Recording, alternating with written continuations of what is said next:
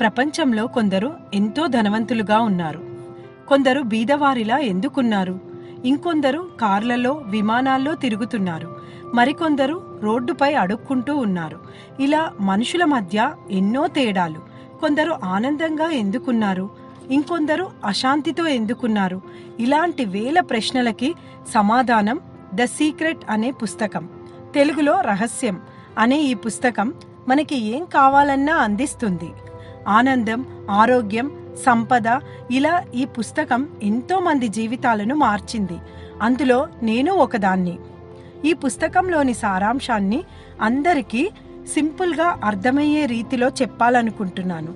మీ అందరి జీవితాలు ఆనందమయం కావాలని కోరుకుంటున్నాను. చివరి వరకు మిస్ అవ్వకుండా వినండి.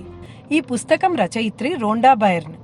సామాన్యురాలుగా ఉన్న ఆమె జీవిత రహస్యాన్ని కనుక్కోవాలని ఎందరో రచయితలను, మేధావులను కలిసి వీళ్ళందరి సహాయంతో ఈ రహస్యాన్ని ప్రపంచం ముందుకు తెచ్చింది. కొన్ని కోట్ల మందికి ఆనందాన్ని పంచింది. ఇంతకీ ఈ రహస్యం ఏమిటి? ఎలా పనిచేస్తుంది? ఇది తెలుసుకోవడం వలన ఏమవుతుంది? మీరేది కావాలనుకుంటే దాన్ని పొందవచ్చు. అది ఎంత పెద్దదైనా సరే. మీరు లక్షాధికారి కావాలనుకుంటున్నారా? ఎటువంటి వ్యాపారం చేయాలనుకుంటున్నారు? ఎలాంటి విజయం పొందాలనుకుంటున్నారు? ఇది ఒక గొప్ప జీవిత రహస్యం.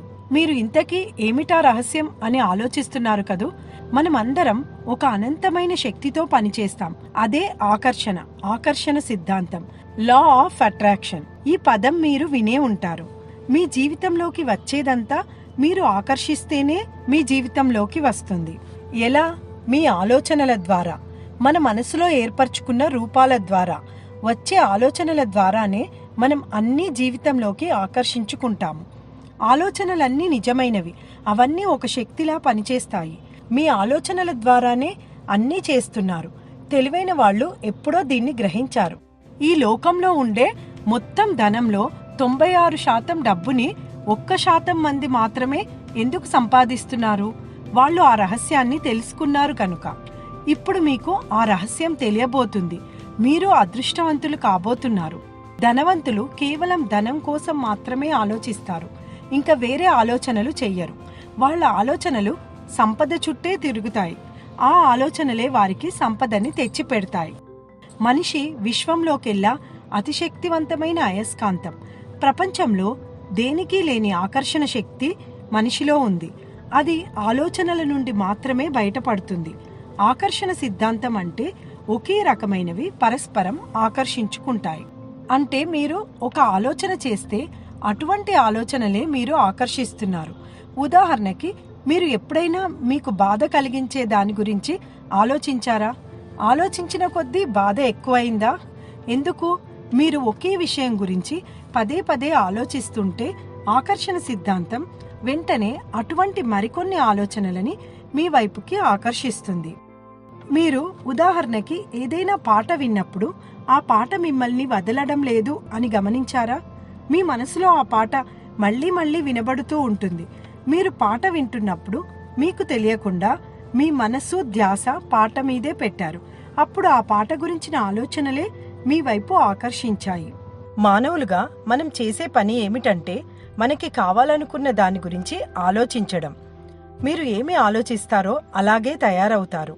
ఎక్కువగా ఆలోచించే విషయాలనే మీ దగ్గరికి ఆకర్షించుకుంటారు. ప్రస్తుతం మీ జీవితం మీరు గతంలో ఆలోచించిన దాని ఫలితం. అందులో మంచి ఉండవచ్చు, చెడు ఉండవచ్చు. దాన్ని బట్టే మీ ఆలోచనలేమిటో సులభంగా తెలుసుకోవచ్చు. ఎందుకంటే మీ అనుభవంలోకి వచ్చినవి అవే కనుక.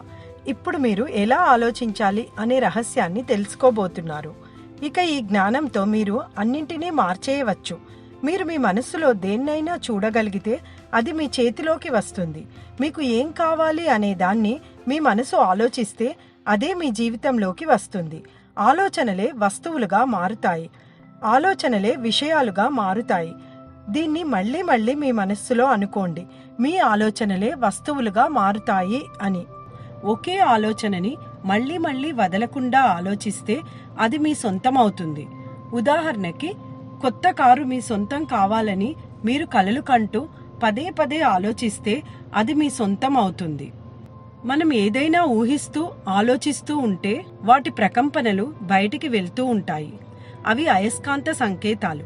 ఆకర్షణ సిద్ధాంతంలో పరస్పరం ఆకర్షించుకుంటాయి కనుక మీరు ఆలోచిస్తున్న కొత్త కారు వరకు ఆ సంకేతాలు వెళ్ళి అది మీ వైపుకి ఆకర్షించబడుతుంది. ఇది ఎంత సింపుల్ అంటే మీరు 10 నంబర్ బస్ స్టాప్లో నిల్చొని ఆ బస్ గురించి ఆలోచిస్తూ ఉంటే అదే వస్తుంది కదా. అలా ఆలోచనలు అయస్కాంతం లాంటివి. ఆలోచనలకి ఒక ఫ్రీక్వెన్సీ ఉంటుంది. మీరు ఆలోచిస్తున్నప్పుడు అవి విశ్వమంతటా వ్యాపిస్తాయి. అదే ఫ్రీక్వెన్సీ ఉన్న విషయాలను అయస్కాంతంలా ఆకర్షిస్తాయి. బయటికి వెళ్ళిన ఆలోచనలన్నీ సేమ్ ఫ్రీక్వెన్సీ ఉన్న వాటిని తీసుకొని మళ్ళీ మొదటికి తిరిగి వస్తాయి. ఆ మొదలు మీరే. మీకు ఈ విషయాలన్నీ కొత్తగా ఉన్నా అర్థం చేసుకోవడానికి ప్రయత్నించండి. ఒక్కసారి ఈ రహస్యంలో ఏముందో మీకు అర్థమైతే మీ జీవితం మీరు కోరుకున్న విధంగా మారుతుంది. మనం ఏం చేసినా మన కోరికలు నెరవేరాలనే కదా. మీకు సులభంగా అర్థం కావాలంటే ఒక చిన్న ఉదాహరణ ద్వారా చెప్తాను. మనం రోజూ టీవీ చూస్తాం. టీవీ టవర్ నుండి ఎన్నో ఛానల్స్ వస్తాయి. ఒక ఛానల్ నచ్చకపోతే వేరొక ఛానల్ని మార్చి చూస్తాం. మీరు కూడా ఒక ట్రాన్స్మిషన్ టవర్ వంటి వారు. మీ ఆలోచనలతో ఒక ఫ్రీక్వెన్సీ ప్రసారం చేస్తూ ఉంటారు. మీ జీవితంలో ఏదైనా మీకు నచ్చకపోతే మీ ఆలోచనలని మార్చుకోవడం ద్వారా మీ ఫ్రీక్వెన్సీ మారుతుంది. మీకు ఏది కావాలంటే అది చూడడానికి టీవీ ఛానల్ని మార్చినట్టు మీరు కోరుకున్నది జరగాలంటే మీ ఆలోచనలని మార్చాలి. అయితే అందరూ తాము కోరుకున్న జీవితాన్ని ఎందుకు జీవించలేకపోతున్నారు అనేది పెద్ద ప్రశ్న. సమస్య సమాధానం ఇక్కడే ఉంది. బాగా వినండి. అందరూ తమకు అక్కర్లేదు అనే దాని గురించే ఆలోచిస్తారు. మళ్ళీ అదే తమ దగ్గరికి ఎందుకు వస్తుంది అని ఆశ్చర్యపోతారు. మనుషులు ఎప్పుడూ చూడని భయంకరమైన మహమ్మారి పేరు ఏమిటో తెలుసా? అక్కర్లేదు అనే మహమ్మారి.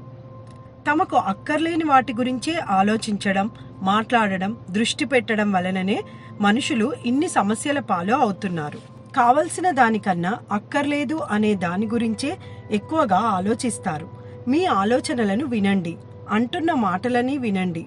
ఉదాహరణకి, నాకు ఆలస్యం చేయాలని లేదు, లేటుగా వెళ్ళాలని లేదు, నాకు జ్వరం రాకూడదు, నా బట్టల మీద ఏమీ పడకూడదు, నేను ఫెయిల్ కావద్దు.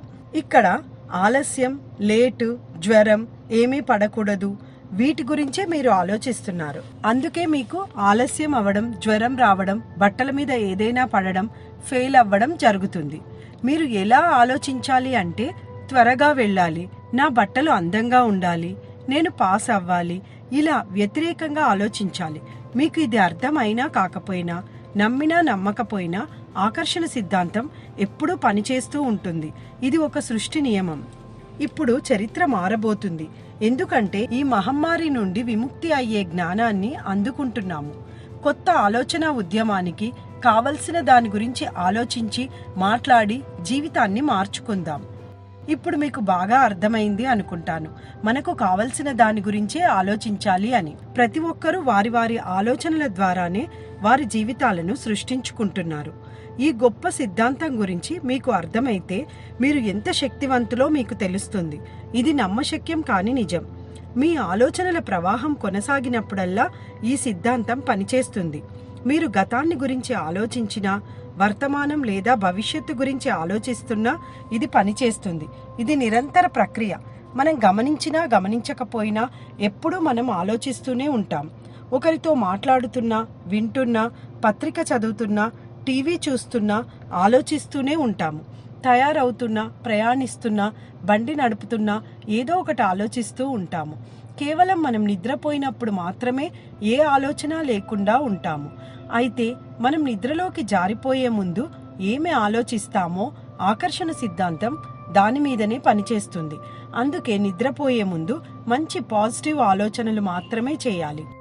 సృష్టి ఎల్లప్పుడూ జరుగుతూనే ఉంటుంది. ఒక వ్యక్తికి ఒక ఆలోచన కొనసాగుతుంది అంటే వాళ్ళు ఏదో ఒకటి సృష్టిస్తున్నారు అని అర్థం. మీరు ఇప్పుడు ఆలోచించేది మీ భావి జీవితాన్ని సృష్టిస్తుంది. మీరు మీ జీవితాన్ని ఆలోచనలతో సృష్టించుకుంటారు. మీరు ఎక్కువగా దేని గురించి ఆలోచిస్తారో అదే మీ జీవితంగా మారబోతుంది. మీరు మంచిదా, చెడ్డదా, కావాలా, అక్కర్లేదా అనే విషయాన్ని ఆకర్షణ సిద్ధాంతం పట్టించుకోదు. మీ ఆలోచనలని మాత్రమే అది పట్టించుకుంటుంది. మీరు ఒక కొండంత అప్పు గురించి ఆలోచిస్తున్నారు, బాధపడుతున్నారు అంటే ఆ సంకేతాలని మీరు విశ్వంలోకి ప్రసారం చేస్తున్నారు. నాకెంతో అప్పు ఉంది అని అంటుంటే ఇంకా ఇంకా అప్పు పెరుగుతుంది. అంటే కేవలం అది మీరు దేని గురించి ఆలోచిస్తున్నారు, ఏం మాట్లాడుతున్నారు అనే దాన్నే మీ దగ్గరికి ఆకర్షిస్తుంది. అది మీకు బాధనా సంతోషమా అనేది దానికి తెలియదు. ఉదాహరణకి మీరు పనివాళ్ళకి ఒక చీటీ వ్రాసి ఏదైనా తెమ్మంటే వాళ్ళు అదే తెస్తారు.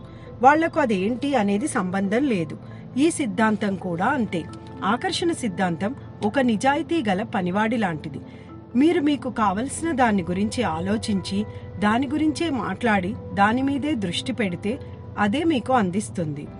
అదే మీరు అక్కర్లేని దాని గురించి ఆలోచిస్తే అదే అందిస్తుంది. దానికి తేడా తెలియదు. దానిని వాడుకునే మీరే తెలివిగా ఆలోచించాలి. ఆకర్షణ సిద్ధాంతం వద్దు, కాదు, లేదు ఇలాంటి పదాలను లెక్కలోకి తీసుకోదు. కేవలం అర్థవంతమైన పదాలు, మీ ఆలోచన దేని మీద ఉంది అనేదే లెక్కలోకి తీసుకుంటుంది. ఉదాహరణకి ఫెయిల్ అవ్వద్దు, లేట్ అవ్వద్దు, యాక్సిడెంట్ కావద్దు. ఇప్పుడు మీరే చెప్పండి, దానికి ఏం అర్థమైంది? ఫెయిల్, లేటు, యాక్సిడెంట్ ఈ పదాలనే మీకు జరిగేలా చేస్తుంది. మన ఆలోచనలు విత్తనాల వంటివి. మనం నాటిన పంటనే వస్తుంది. మీరు ఎవరి మీదైనా ఫిర్యాదులు చేస్తూ ఉంటే ఇంకా ఇంకా అవే పెరుగుతాయి. ఈ సిద్ధాంతం మీ ఆలోచన దేని మీద ఉంటే దానినే మీ దగ్గరికి చేరుస్తుంది. కాబట్టి ఈ బలమైన జ్ఞానంతో మీరు పరిస్థితులను, సంఘటనలని మీ ఆలోచనల ద్వారా పూర్తిగా మార్చేయవచ్చు. మన ఆలోచనలను మార్చుకొని మనకు కావలసిన దాని గురించి మాత్రమే దృష్టి పెట్టి విశ్వంలోనికి పంపిస్తే మన జీవితం మారిపోతుంది. మీ జీవితం మీ చేతుల్లోనే ఉంది. మీరు ఎక్కడ ఉన్నా, ఇంతవరకు మీ జీవితంలో ఏం జరిగినా ఇప్పుడు మీరు చేసే ఆలోచనల ద్వారా మీ జీవితాన్ని మార్చుకోవచ్చు. పూర్తి నిరాశలో ఉన్నా సరే మీ ఆలోచనల ద్వారా పూర్తి ఆశించిన జీవితాన్ని పొందవచ్చు. ఇప్పుడే రహస్యం గురించి తెలుసుకొని గాఢ నిద్ర నుండి మేల్కొన్నారు. ఇక మీ ఆలోచనలకున్న శక్తి ద్వారా, సంకల్ప శక్తి ద్వారా మీ జీవితాన్ని కావలసిన రీతిగా మార్చుకొని చూడండి. మీ చుట్టే అన్నీ కనిపిస్తాయి. మీరు చేయాల్సింది ఒక్కటే, కళ్ళు తెరిచి మీ జీవితాన్ని చూడండి. మనుషులని, ఉద్యోగాన్ని, ఆరోగ్యాన్ని, ఆనందాన్ని మీ వైపుకి అయస్కాంతంలా ఆకర్షించుకోండి. మీలోని బలమైన ఆలోచనలకి మీ జీవితమే ఒక అద్దం. మీ ఆలోచనల మీద జాగ్రత్త వహించడానికి అనుక్షణం నా ఆలోచనల మీద నాదే అధికారం అనుకుంటూ ఉండండి.